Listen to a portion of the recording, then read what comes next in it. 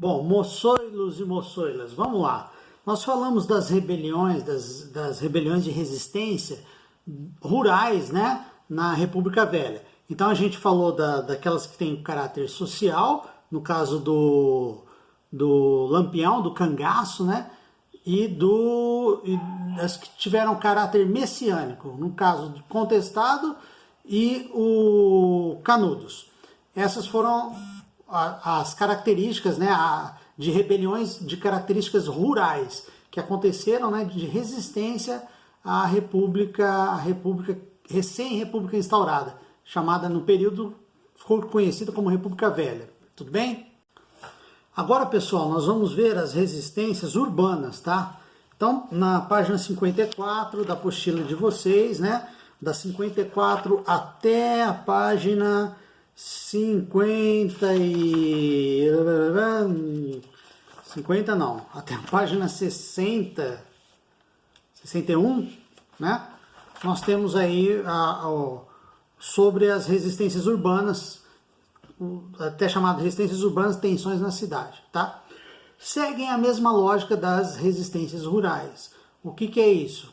Por que elas ocorreram? Todas as resistências à República Velha. Exclusão social, desigualdade, concentração fundiária, no caso do rural, né, concentração de terra na mão de poucos, miserabilidade, no caso dos trabalhadores urbanos, né, más condições de trabalho, falta de uma legislação trabalhista, que é uma superexploração do trabalho, as cidades sem saneamento básico, principalmente nos bairros periféricos, né, e aí, então é dentro dessa lógica, tá, de exclusão social, de desigualdade.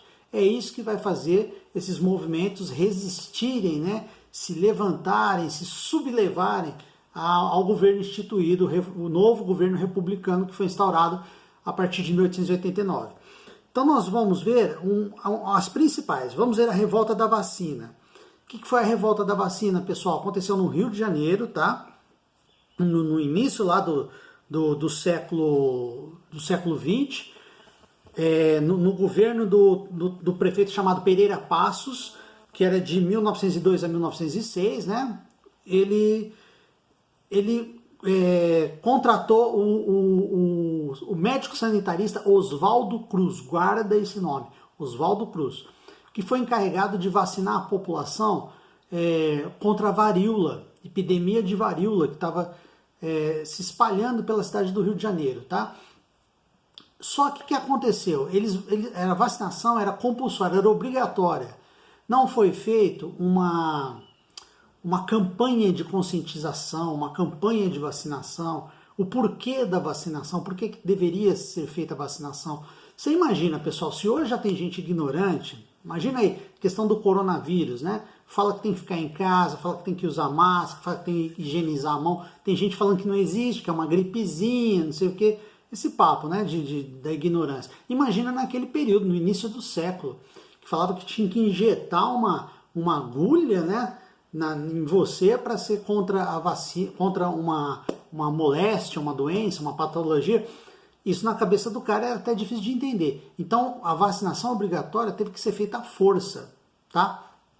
Mas por que o pessoal resistiu a essa vacinação? Não foi só pela questão da ignorância, mas também porque essa população estava marginalizada. O que acontecia no Rio de Janeiro naquele período?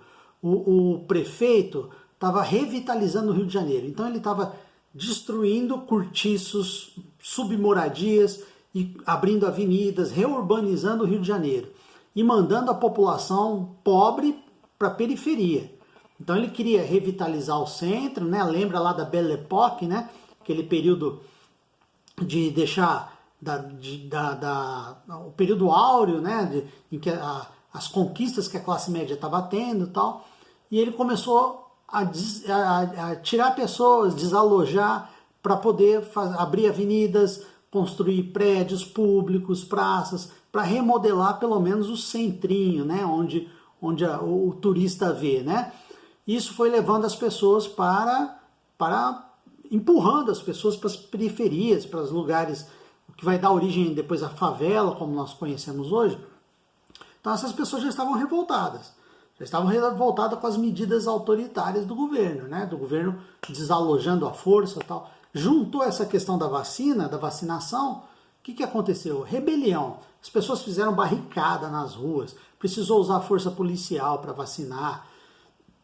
Convocou o Oswaldo Cruz, né? Que era o médico sanitarista, foi endemonizado. A população odiou, começou a odiar o Oswaldo Cruz, um cara que estava fazendo bem para a população, mas começou sendo odiado. Por quê? Porque incompreensão, por causa do nível de exclusão, né? População tratada, como sempre, de forma como gado, né? Sem direito à informação, sem saber o porquê que estava se fazendo aquilo, né? Então, juntou todo esse caldo de insatisfação contra o governo e aí eles se rebelaram contra a vacinação, tá? A vacinação teve que ser feita à força. Você imagina o cara entrar na casa do indivíduo lá, eu vou vacinar o bumbum da sua mulher, à força. Imagina se o cara ia gostar, né? Entendeu, pessoal? Por que da rebelião? Por isso chamado revolta da vacina. Lembre-se, o estado de esgoto a céu aberto, o estado de falta de saneamento, de infraestrutura no Rio de Janeiro, é uma série de fatores que vai fazer com que essa população se rebele, tá? Era para combater uma epidemia de varíola que estava se alastrando, e você sabe que o vírus, né, a doença não escolhe classe social, ela ataca todo mundo, então os ricos, a burguesia, eles queriam vacinar a população para eles não serem afetados também, tá? Então essa vacinação foi de forma compulsória, obrigatória e sem um trabalho de conscientização. Vocês vão ver charge da época mostrando o Oswaldo Cruz com uma injeção como se fosse um canhão, né? Atacando a população, né? Então mostrando ele de uma forma bem pejorativa. Correto? Vamos ver agora outra revolta de caráter também urbano, de insatisfação à República Velha. Bom, a revolta da Chibata. O que foi a revolta da Chibata, pessoal? Foi uma revolta em 1910 de marinheiros contra os maus tratos que eram aplicados na Marinha do Brasil. Tá? Lembrando que a Marinha, ao contrário do Exército, mais a Marinha, ela era formada muito... As baixas patentes da Marinha eram descendentes de escravos, tá? Mais de 90% eram descendentes de escravos, eram negros. Então, a mentalidade ainda do Brasil é uma mentalidade escravocrata.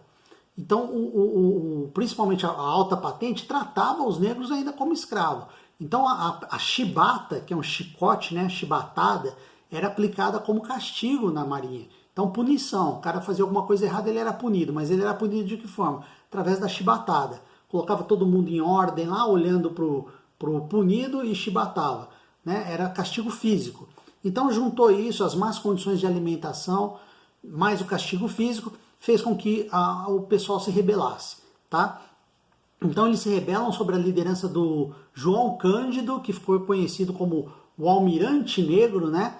Era o líder da rebelião, João Cândido, e eles se rebelam na embarcação contra esse castigo físico. Eles não querem mais a aplicação desse castigo físico, que é melhoria na alimentação, que é melhores condições para os marinheiros que ainda são tratados como se fossem escravos, tá? Pelo simples fato deles serem negros, descendentes da população escrava. Então, os marinheiros tomaram os dois mais importantes navios, né, que era o encouraçado Minas Gerais e o encouraçado São Paulo, expulsaram os oficiais do navio, os oficiais que resistiram foram mortos, tá? E eles exigiram que o presidente da época era o marechal, era o Hermes da Fonseca, lembra lá? Punho de ferro, né? Mão de ferro, marechal de ferro. E o Hermes da Fonseca assinou um decreto abolindo os castigos físicos na Marinha e concedendo anistia aos marinheiros revoltosos. Na verdade, essa anistia não durou muito tempo, tá? Ele não cumpriu o que foi prometido em questão da anistia. Ele prendeu os revoltosos foram expulsos da Marinha, tá? Foram mandados para a região amazônica, lá onde estava acontecendo depois a borracha, né, a extração da borracha. Eles foram mandados lá para a região amazônica. uns foram punidos com morte, foram fuzilados, se não me engano foram 9, mas enfim, eles conseguiram o que queriam, peronomútil, né? Muitos foram punidos, tirou o castigo físico e tal, mas muitos foram punidos. O João Cândido morreu esquecido, ele morreu de velhice, tá? E, enfim, ele acaba sendo um marco, um símbolo de resistência aí, tá? Contra as opressões aí que a Marinha impunha, tá bom? Então, revolta da Chibata. Entendeu por que Chibata? Então vamos agora nas organizações dos trabalhadores, né, em torno de greves. Os trabalhadores urbanos, né, também greves, operários, tá? O que aconteceu? Várias greves. A principal dela foi a greve de 1917, tá? Quem que era o pessoal que organizava essa greve? Pessoal, os trabalhadores urbanos, sobretudo em São Paulo, onde é um lugar mais industrializado, né? Era sobretudo descendente de italiano. E eles vieram com um ideal lá da Itália, que era o anarcossindicalismo, que era o anarquismo utilizando a estrutura sindical como forma de se organizar, tá? Então eles aproveitavam o sindicato para difundir as ideias anarquistas. Então nisso eles exigiam melhores condições de trabalho, né? Condições salariais, tal. E houve em 17, teve uma greve geral que se expandiu por todo lugar que tinha indústria no Brasil, acabou aderindo a essa greve, tá? A greve acabou sendo massacrada, os anarcos sindicalistas, né, que tinham esse ideal, muitos deles, depois, foi em 1917, muitos deles, 17 aconteceu a Revolução Russa, né? Lembra a Revolução Russa lá, que adotou o socialismo? Muitos anarcos-sindicalistas, depois, com o passar do tempo, foi se convertendo para o comunismo soviético, né? Adotando a ideia socialista, que era a ideia mais forte e que tem coisa em comum com o anarquismo, que é a busca pelo ideal, pelo bem comum e tal. Eu sou testemunha ocular da história. Ocular não, eu sou testemunha... meu avô era italiano, anarco-sindicalista, e depois ele entrou para o comunismo, para o PCB, Partido Comunista Brasileiro, tá? Então esse ideal de melhorias das condições da classe trabalhadora, de igualdade, né, de não opressão, de um governo mais justo, tal, isso aí permeia essas ideias. São as ideias que surgiram lá em 1848 na Europa, na Primavera dos Povos, né, o anarquismo, o socialismo, né, ideias da classe, especificamente da classe trabalhadora contra as opressões. Então essas ideias manifestaram aqui no Brasil no século XX, porque a industrialização do Brasil é uma industrialização tardia, né? A classe operária, as fábricas no Brasil vieram bem depois da Revolução Industrial que aconteceu lá na Europa, né? Inglaterra, 1876, e depois se expande para toda a Europa. Tá bom? Então, recapitulando, greve geral de 1917, a revolta da Chibata e a revolta da vacina. Essas são as principais rebeliões urbanas, resistências urbanas, né? Aquilo que era a República Velha, tá bom? Por favor, leiam a teoria, leiam com atenção e façam as questões que estão sendo pedidas aqui, segundo a instrução que eu vou passar. Tá legal? Então vamos que vamos, na próxima oportunidade, na próxima aula, a gente faz a correção de tudo que está pendente, de todas as questões, tanto das anteriores como as que estão sendo passadas agora. Um abraço, bons estudos, e eu estou aqui trabalhando por vocês e contando com vocês, tá? Se esforcem, pessoal, se esforcem, para fazer valer a pena todo esse trabalho que nós estamos fazendo com maior dedicação e carinho por vocês, tá? Um abraço.